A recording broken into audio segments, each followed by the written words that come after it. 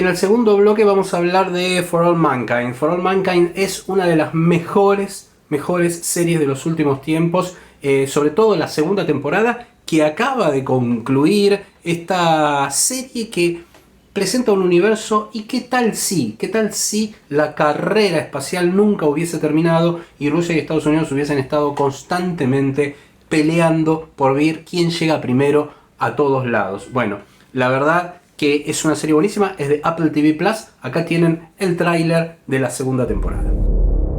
We're concerned. The Soviets might be trying to introduce a new weapon.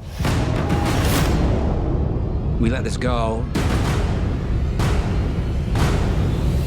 it would set a dangerous precedent. Welcome to NASA. You are, as of this moment, officially astronaut candidates.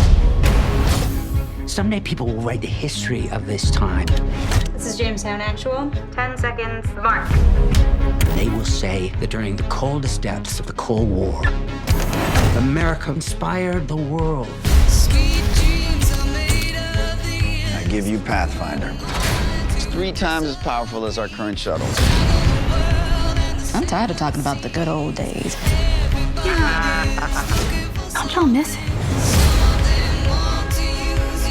With this weapon, they could drop munitions on any point on Earth.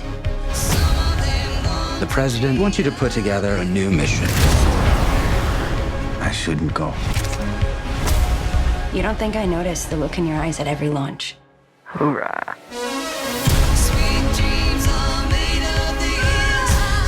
I have here the rules of engagement for use of force on the moon. That's steps away from nuclear war. Target lock. Once we do this thing, there's no going back.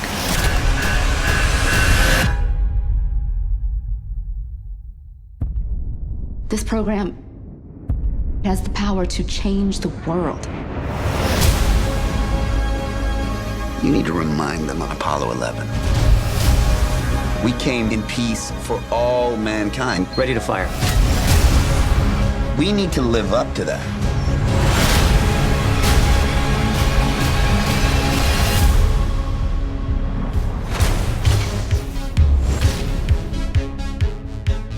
Y esa segunda temporada deja una premisa increíble que es la de Marte, ¿no? Marte como punto de partida para una tercera temporada ya confirmada, absolutamente asombrosa desde lo que puede llegar a plantear visualmente y en términos de la temática. Sobre todo cómo está tratada en la segunda temporada el tema sociopolítico respecto de los Estados Unidos y la carrera espacial y esta suerte de universo alternativo, pero con Reagan, por ejemplo, de presidente, es realmente muy interesante.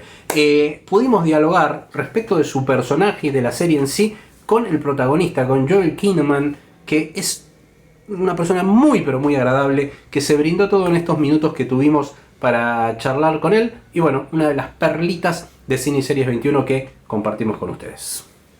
Hi Joel, nice to meet you. Nice to meet you, Pablo. Doing great. How are you? I'm fine. Well, I love the actors who can get into his character like you do. How do you work this? Could you improve something to the script? How is the work with the director and the showrunner?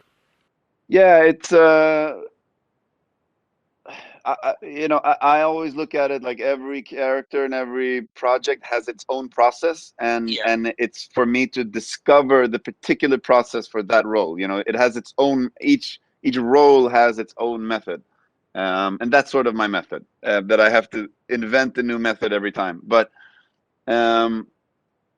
when you start playing a character for this long period of time, you really get to know them inside out, and I could feel that when we came back for the second season, it just, even though, you know, I'm also playing a 10-year jump, and that has its own thought process, and you have to kind of reinvent the character, but the core of this character I know very well. So in the second season, I started to improvise a little bit more, play around with it a little more, and I think it also benefited a lot from me working with James Gunn on Suicide Squad at the same time.